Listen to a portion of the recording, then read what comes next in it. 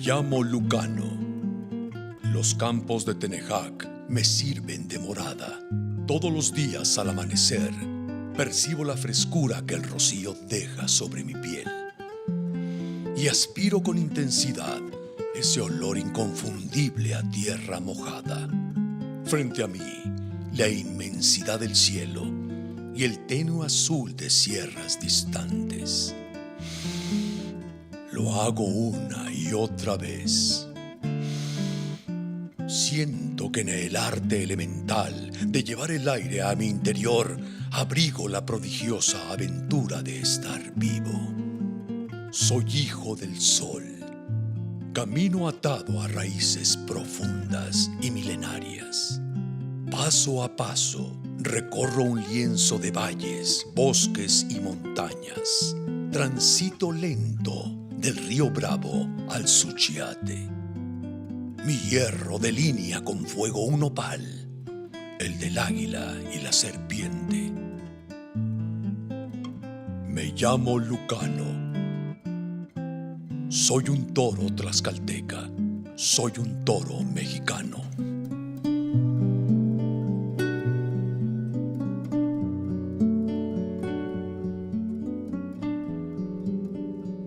En la ruta a Haciendas de México hemos llegado a este extraordinario lugar, la Hacienda de San Pedro Tenejac. En 1986, el Instituto Nacional de Antropología e Historia declaró a esta maravillosa hacienda como Monumento Histórico Cultural de la Nación.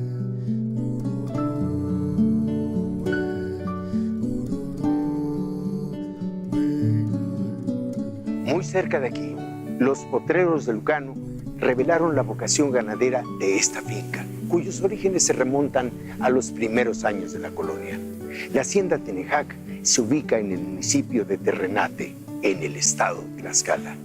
Entidad pequeña en su extensión, pero enorme por la profunda huella que supo inscribir en la memoria de México.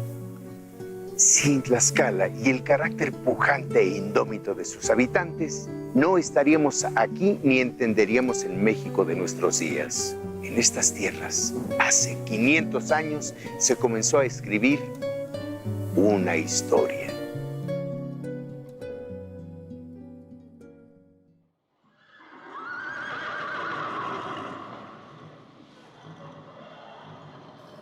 En 1519, hace 500 años, desembarcó Hernán Cortés en Veracruz, acompañado por no más de 100 marineros y 508 soldados. Traía 16 caballos, 10 cañones de bronce y algunos arcabuces, mosquetones y pistolones. Se cuenta que los antiguos mexicanos vieron llegar un cerro enorme que se movía en el mar, del que descendieron hombres blancos y barbados, forrados de metal a los que confundieron con dioses. Traían consigo grandes venados, tan altos como los techos. Sus disparos de artillería fueron descritos como una lluvia de fuego que destilaba chispas y su humo era pestilente y hediondo. La distancia entre ambas civilizaciones fue fundamental.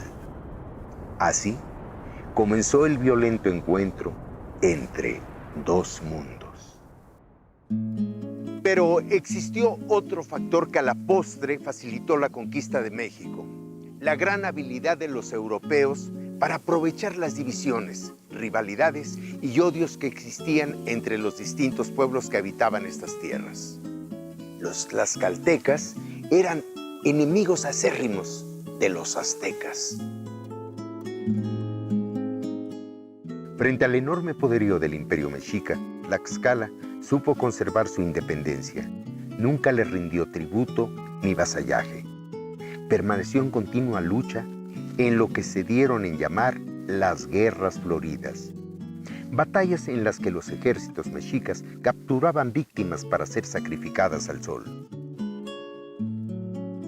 Luego de algunos enfrentamientos con los españoles, Xicoténcatl el Viejo, líder de Tlaxcala, contempló la posibilidad de establecer un pacto con los españoles para combatir y derrotar a sus enemigos ancestrales, los aztecas.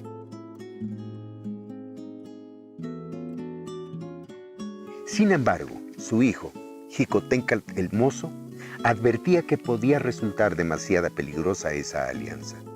Vaticinaba que en cuanto los hispanos destruyeran al imperio mexica, se voltearían también en contra de ellos. Con firmeza cuestionaba a los caciques de Tlaxcala. ¿Cómo pueden ser dioses unos hombres que buscan con tanta ansia el oro y los placeres? No se parecen a mis dioses, sino monstruos salidos de la espuma del mar.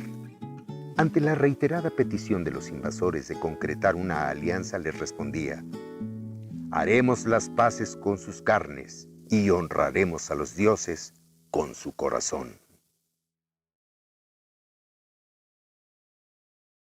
Sin el respaldo del Senado, a Xicoténcatl el Mozo no le quedó más remedio que ceder. Los líderes tlaxcaltecas decidieron sumarse a los españoles y emprender la marcha hacia la capital del imperio. Lo demás es historia.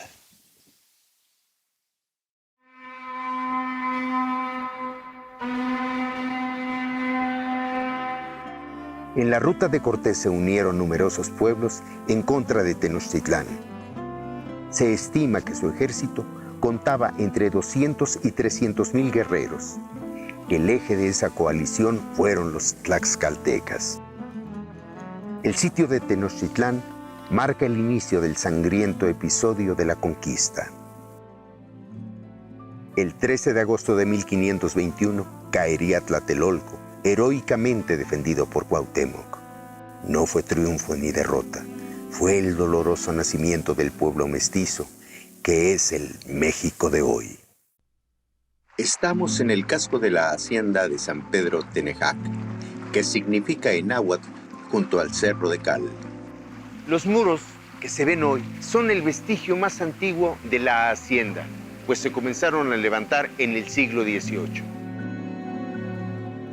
La finca se extendió a lo largo de poco más de 12,000 hectáreas y abarcó 78 ranchos. La inmensidad de la hacienda se perdía en el paisaje. Su producción agrícola se destacó por sus cultivos de haba, maíz y frijol, que alimentaron a numerosas familias de poblaciones cercanas. Posteriormente, campos infinitos de maguey de tonos verdes y azules fermentaron el líquido de la alegría. Los potreros que la circundan dieron cuenta de su vocación ganadera a partir del siglo XIX. Al término de la conquista, los agricultores indígenas producían los alimentos necesarios para cubrir las necesidades de los habitantes del campo y de los centros urbanos. La disminución de la población indígena originó una crisis en el campo. Las autoridades novohispanas impulsaron la formación de unidades productivas. Surgieron así las estancias de ganado y las labores, con lo que pretendían garantizar la obtención de alimentos, sobre todo de la carne y el trigo. Las labores era una unidad con la que se medían los cultivos agrícolas y equivalían a 43 hectáreas. Las estancias eran la unidad para el ganado y equivalía a 780 o 1,750 hectáreas de acuerdo al tipo de crianza. En estas tierras de labor y en las estancias ganaderas se encuentra el origen de las haciendas. Aparecieron aquí y allá en torno a los principales asentamientos humanos, los caminos, puertos y a las minas.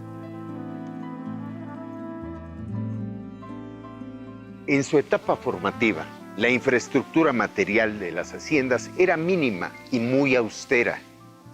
Una simple casa de adobe, algunos corrales y alguna fuente cercana de agua bastaban para vivir, guardar las crías, las cosechas y las herramientas de trabajo. Con el paso del tiempo y el crecimiento de la actividad agropecuaria, surgieron espacios arquitectónicos más complejos, a los que se les denominó cascos, y los cuales se convirtieron en el elemento común y distintivo de todas las haciendas. El casco de Tenejac se encuentra delimitado por una elevada y extensa muralla, interrumpida solo por grandes portones de madera y enormes ventanales. 2 faroles custodian la puerta principal. Destacan los muros coronados por almenas y una torre de vigilancia. Estos elementos defensivos dan al casco una fisonomía de fortaleza. Fueron muy útiles en la etapa colonial temprana, cuando los ataques de los indios bárbaros eran muy frecuentes, especialmente en el norte del país.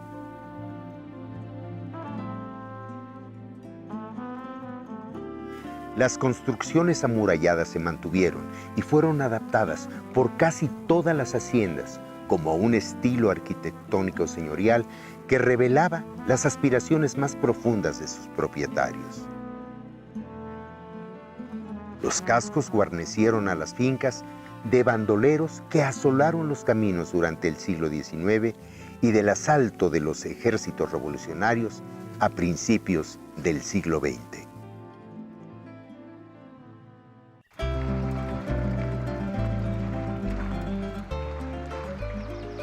Hay que atravesar las pesadas puertas de madera, cruzar el zaguán para llegar a este lugar maravilloso.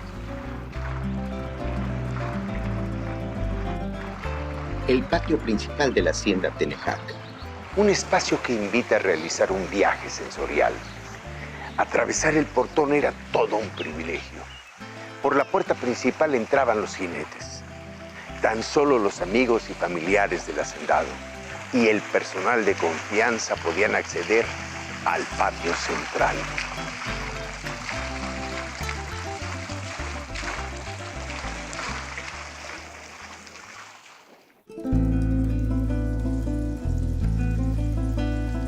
Aromas de sabinos y tepozanes inundan el ambiente. Formas, colores, imágenes que no se detienen caen incesantes una detrás de la otra. Diáfanas, cristalinas una a una sin descanso. Caminos de piedra, puertas y ventanas que inventan la curvatura de los arcos. Macetas que alinean corredores, sueños de barro que dan aliento a las flores, entre trinos y graznidos que no cesan. Margaritas y geranios, intimidad de cal y canto, rincones que cobijan y protegen, que recrean la mirada en mil y una dimensiones. A través del zaguán, librando una escalinata, nos topamos con el portal del sillero y las caballerizas. Entre canales y ventanas de ojo de buey, un pasillo de piedras inventa el sonido de los cascos que vigila la torre. Pues, doña Paz, muchísimas gracias por recibirnos aquí en su casa. No, con mucho gusto. Así Oiga, ya. doña Paz. ¿Sí? ¿Este mapa a qué corresponde? Este es el mapa de lo que fue la hacienda, que fue muy grande, tuvo 12.500 hectáreas y 68 ranchos anexos, lindaban con el municipio de Iztacamastitlán, parte había en el municipio de Iztacamastitlán, Puebla. Luego, después de la reforma agraria y de todo, fue repartida en 7 ocasiones diferentes, y después de la reforma agraria se quedó improductiva, y es cuando fundan la ganadería de toros bravos, en lo que queda de la hacienda, que lo hereda mi mamá. Muy bien.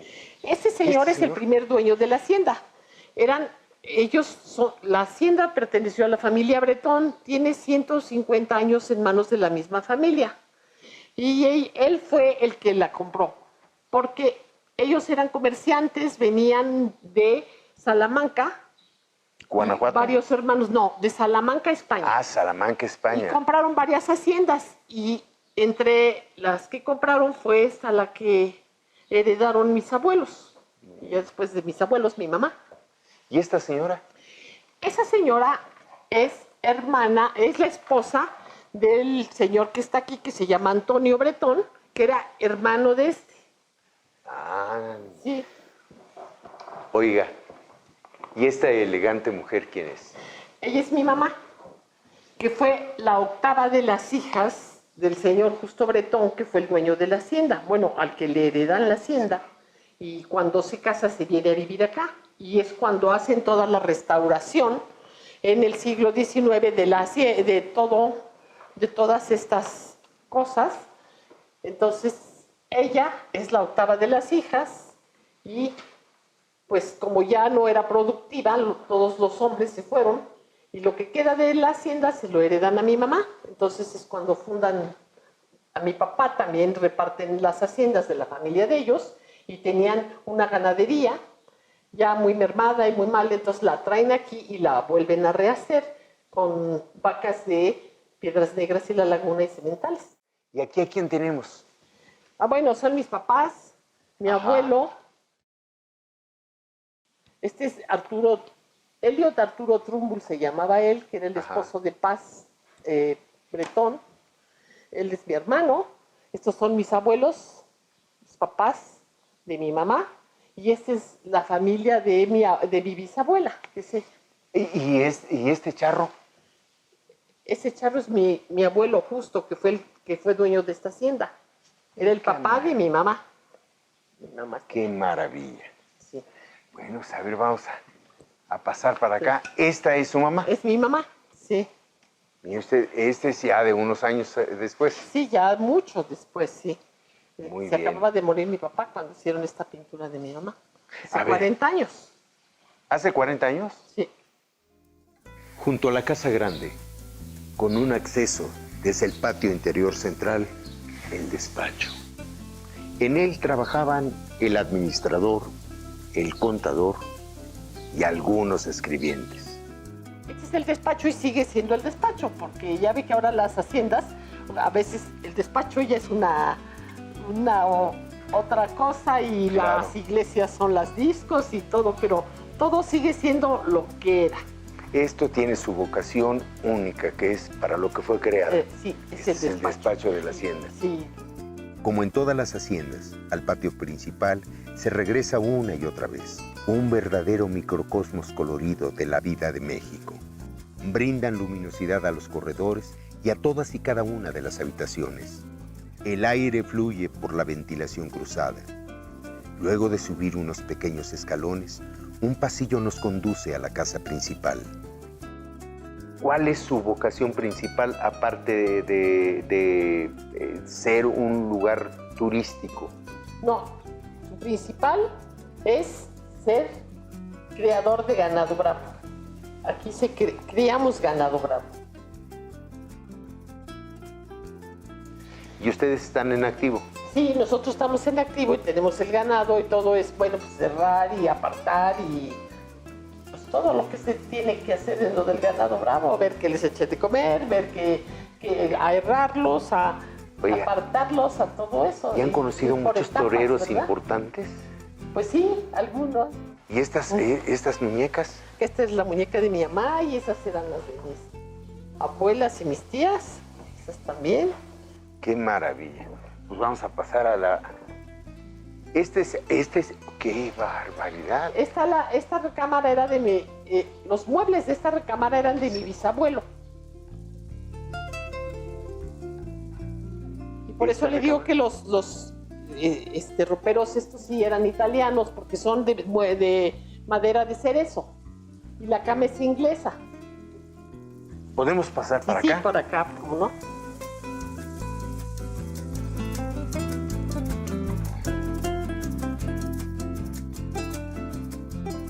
Este es un exquisitez, ¿no? Este es un lavamanos, sí. un lavamanos que Sí. había unos de peltre.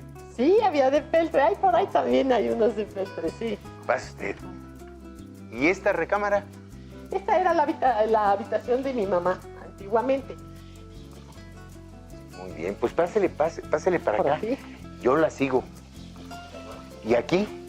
Esta es otra habitación, que también estos muebles eran de una casa de una bisabuela. Y pues estos sí son europeos. Son los muebles, todos son de estos que se desarman, ¿verdad? Sí. Pero son más antiguos, le voy a decir por qué. Porque parecen dos tocadores estos. Este es el tocador y este es el vestidor. Porque el vestidor llega hasta abajo el espejo y para que se vieran los vestidos. Miren nada más la historia de los objetos. Sí. Cuántas cosas no habrán visto, cuántas cosas no tienen ahí guardados los espejos en sus imágenes, ¿no? Sí, sí. Aquí Oiga, está el baño. permítame entrar al baño. Sí. Miren nada más, qué finura, qué detalle, qué maravillosa tina, qué increíble está este baño. Y este es el comedor. Este es el comedor. ¿Para cuántas personas? Para 12 o 14 máximo. Sí. Es el comedor. Esa vajilla, dice Sí. Isabel Bretón de Bretón, que es la vajilla de mi bisabuela. Ah, Que era muy para bien. 60 gentes. Exactamente, Isabel Bretón de Bretón. Sí. Y también las copas y todo tienen el monograma. Estos son los archivos que estamos organizando taurinos. Son los toros y críticas y cosas que han salido en algunos periódicos.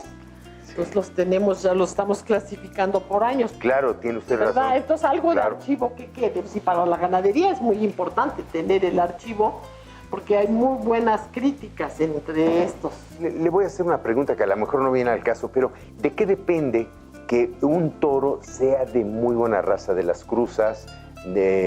Porque ya viene así el toro, ¿no? De nacencia. Yo creo que el arte es la selección, primero la selección del ganado y también el criterio, porque también el criterio del ganadero influye mucho. Oye, ahí le voy a hacer Malo. una pregunta. Usted así ve los toros y dice, ese es bueno, como cuando selecciona uno así algún No, yo no. novio, alguna pareja. ¿Cómo selecciona usted? No, yo siempre, a su novio? no, al novio no, yo lo selecciono, se cae. ¿Ese cayó del cielo? Se Sí. cae del cielo. En toda gran hacienda que se respete no podía faltar la cochera. Los coches de caballos iban desde las legendarias berlinas hasta las sencillas volantas. Siempre fueron motivo de ostentación de los propietarios, quienes rivalizaban por la exhibición de los más suntuosos y modernos carruajes. Afuera del casco se encuentra la capilla que preside la figura de San Pedro, patrono de Tenejac. Durante el periodo colonial, la existencia de un espacio para el culto religioso era obligatorio.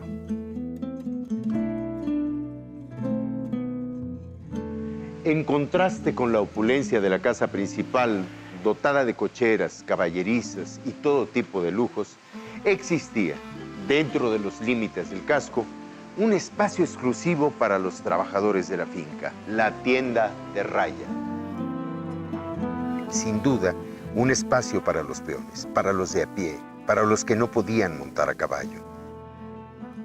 Si bien es cierto que la falta de caminos y la gran distancia de las haciendas con las poblaciones cercanas hacía necesaria la existencia de un expendio comercial, también es cierto que las tiendas de raya se convirtieron en un negocio muy lucrativo para los hacendados. En ellas se conseguían comestibles, telas, maíz, frijol, calzado, aguardiente, todo lo necesario.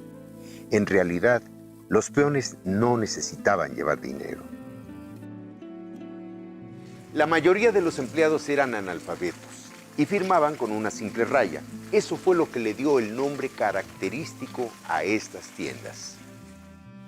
Cuando sucedieron las primeras insurrecciones obreras y campesinas del movimiento revolucionario, saquearon el alimento de estas tiendas. El 22 de junio de 1915, estando a cargo del Poder Ejecutivo don Venustiano Carranza, se abolieron las tiendas de raya. Pero no podemos despedirnos de la hacienda de San Pedro Tenejac sin asomarnos al lienzo charro. Con la introducción del ganado vacuno en la Nueva España y las estancias concedidas por la corona para criarlo, se comenzó a desarrollar una cultura mestiza en torno a la ganadería. La arena y las gradas del lienzo de Tenejac dan cuenta de uno de los emblemas de nuestro país, la charrería. Actividad que fue catalogada por la UNESCO como Patrimonio Intangible de la Humanidad. El uso del caballo para las faenas del campo fue fundamental. De las tareas propias de la crianza, domesticación y aprovechamiento del ganado, surgió la figura del vaquero y el caballerango, que derivó en la figura del charro, y lo convirtieron en un símbolo de carácter mexicano. Desde los primeros tiempos del virreinato, se ordenó que todos los criadores de ganado tuvieran su propio emblema a través del hierro. Los ganaderos tenían que reunirse periódicamente para marcar, contar y separar a sus animales. Y así surgió la costumbre del herraje de las crías de ganado mayor. Para dicha operación se requería lazar y tirar al animal para luego marcarlo con un fierro candente. El municipio de Terrenate guarda un monumento histórico de la nación que ha contribuido hasta nuestros días a la conformación de la cultura nacional: la Hacienda de San Pedro de Nejac.